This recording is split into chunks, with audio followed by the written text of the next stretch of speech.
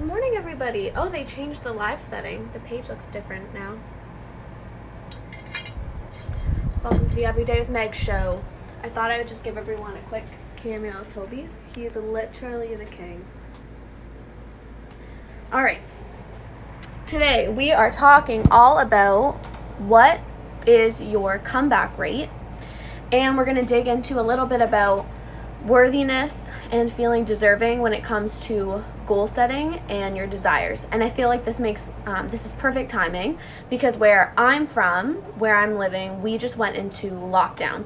So even just that word makes me feel so uncomfortable. But everyone was really experiencing a wave of different emotions when the news came out yesterday.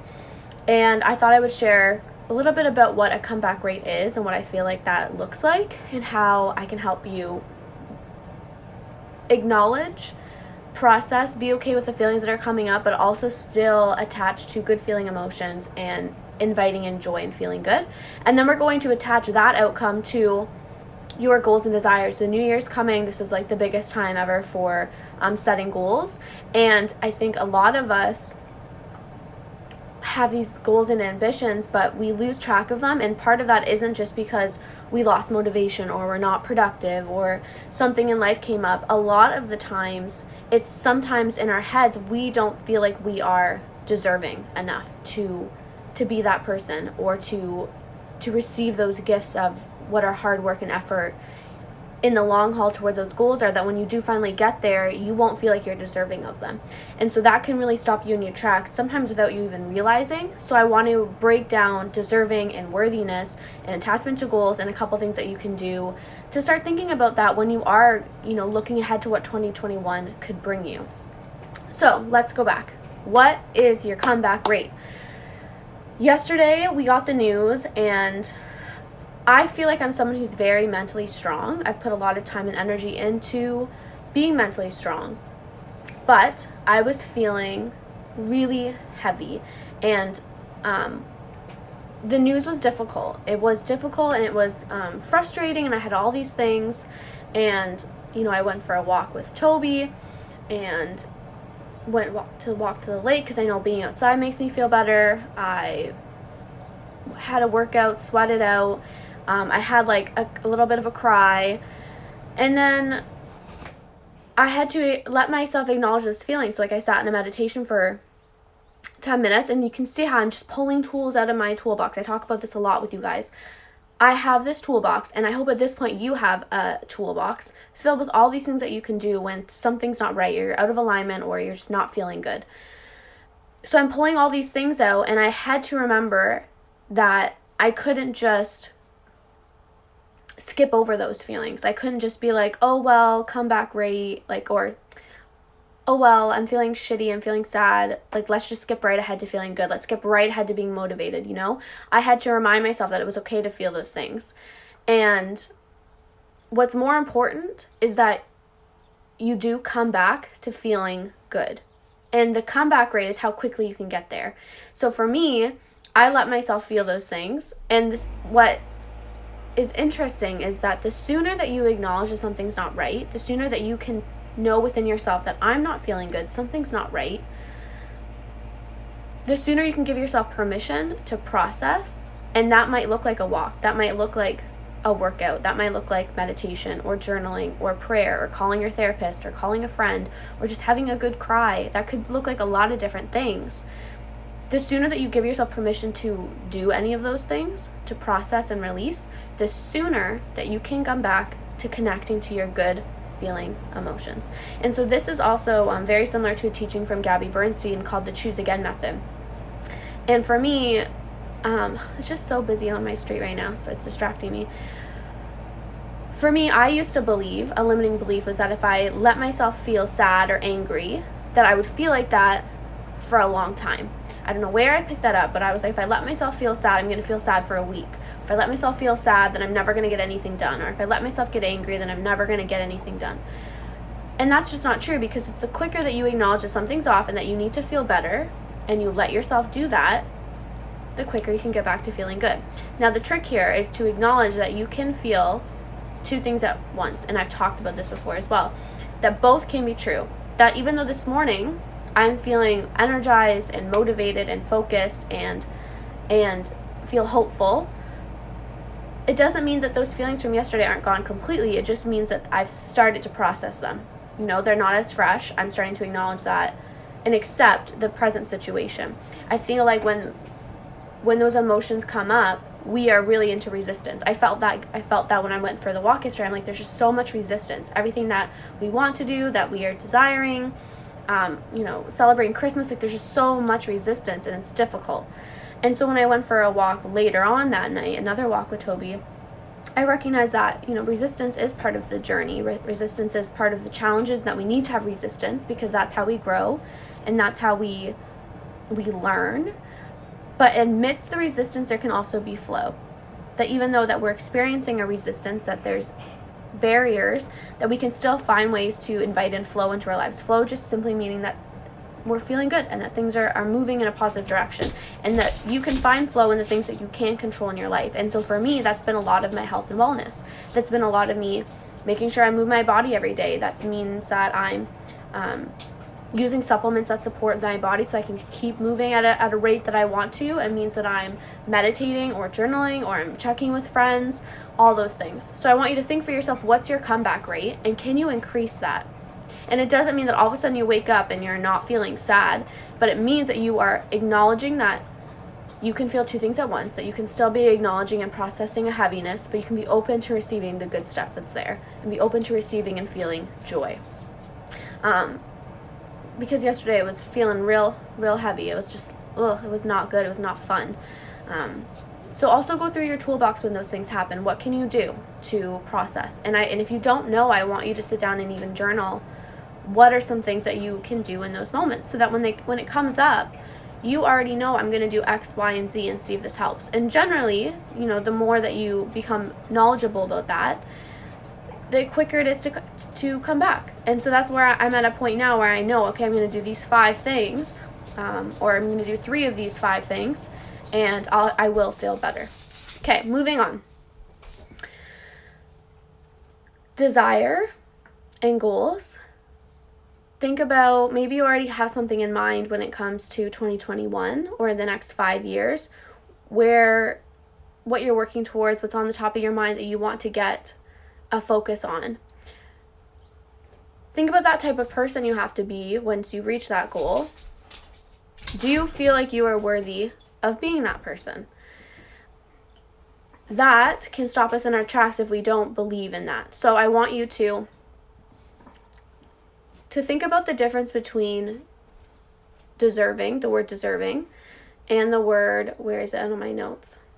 Worthiness. So some people I feel like words are so powerful because they have so many different definitions and perspectives, but I was reading that one person believed that being deserving meant that it would imply there was a reward. It implied that you had to work towards something, which is true in some things in life, being deserving, but that worthiness was unconditional. Just being a human on this planet, you are worthy of love and you are worthy of joy. You are worthy of being supported. There's so many things that are just unconditional. Deserving means that you have to put effort in and you have to work towards something. And this is something that I connected to, because you don't just get to wake up one day and lead a team of 100 people. That's something that you are deserving of. You show up, you show consistency, you bring value. You don't just get to wake up and and own a home. That's something that you have to work towards, that you are deserving of that. You showed up and showed that you can make money and that you can save money and that you can work towards a goal and that you can be mindful of your spending and you can take care of a home, and you know what I mean? So there's a difference there. So I really want us to focus more so on worthiness being unconditional, that you are worthy of your dream or desire, even if you're not there yet. You are worthy of showing up for it. Toby's here still. He is so funny. And that and have an abundant mindset when it comes to that, especially when it comes to feeling deserving. That sometimes if you have to work towards something, we get caught up and believe that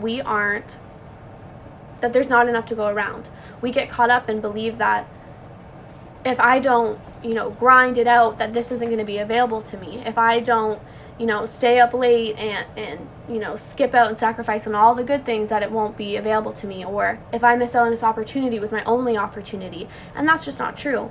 We have to remember that we have to have an abundant mindset and believe, being key, that there's enough for everyone. There's enough to go around, and what's meant to be will circle back to us. Also believing that you have a right to be here, that you have a right to take up space. When it comes to, if you're like me, a couple years ago, I felt like I tried not to take up that much space, and I didn't mean to do this. I just wanted to make sure there was enough space for other people and make sure that, other people felt seen and heard. And I didn't really truly step into my space. I didn't always feel like I had the right to be there. I always crave to be in places where, people are more successful than me. I want to be in places where people are bigger dreamers than me, or making more money than me, or more successful than me. And I read this years ago, because it means that you strive to be on a different level, that you pull yourself up, and that you start thinking like that. And you start picking up on things that those people are doing, that you either decide that you want to implement, or that you don't want to implement. And so when I started to step into those types of spaces, and even on social media, follow and connect with those type of communities, I would keep my, my space small instead of stepping into that and truly believing that I did belong to be there, and that I could show up and take up space. So think for yourself, when it comes to your desires, are you allowing yourself to take up space? Because the only way you're going to be able to attract those things into your life is if you believe that you're deserving of them, and that you believe that you are capable of showing up as that person. A couple things to help you with that is to declare your intentions. This is something I read from Danielle Laporte. Declare your intentions. Make it known that, you want to reach this goal, that you want to hit this rank, that you want to make this much money, that you want to do X, Y, and Z. The number of times I've said I'm going to be a New York Times best-selling author is almost absurd, but I'm declaring it. I'm putting it out into the world. I'm trusting it. I don't know when that will be, but I'm trusting it and I'm declaring it. And the more you declare it, the more you step into your belief, and the more that you instill the belief within yourself, which is most important. I don't say it to get the validation from other people. I don't say it to be affirmed by other people, although of course that's nice. I say it because the more I say it out loud, the more I believe it for myself. And then to help with that, because sometimes that can, when you first start declaring it, it can feel weird or uncomfortable, or you're not so sure. I want you then to recall your successes. I want you to then think about, what have I done already that's been successful? What goals have I already achieved? And they don't have to be monstrous, they can be small. And even start small. If you feel like, I don't even know what successes I've already achieved, but I have these big goals all of a sudden, start making small promises to yourself. Like, I'm going to work out 3 days a week, and show up for it, and set yourself up for success to get there. Or I'm going to drink, half a gallon of water every single day, and commit to that and show up for it. Those small promises are going to help you to build belief in yourself, which is going to help you step into your belief and take up space, which is going to allow you to stay consistent and to move in a direction that allows you to build up a compound effect.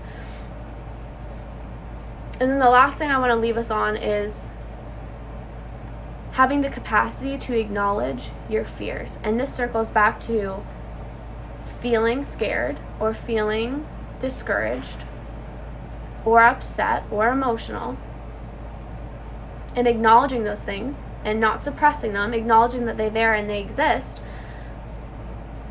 but also trusting and feeling a confidence and a belief in yourself, that both can coexist, that we are humans and that we can feel multiple things at once. And so you are allowed to have a fear. You are allowed to be like, oh my gosh, I don't know how I'm going to make this goal happen. I don't know how I would get there. You're allowed to show up some days and feel discouraged. And at the same time, even if that voice is quiet, trust that you're going to make it through. Believe in yourself enough that you will figure it out.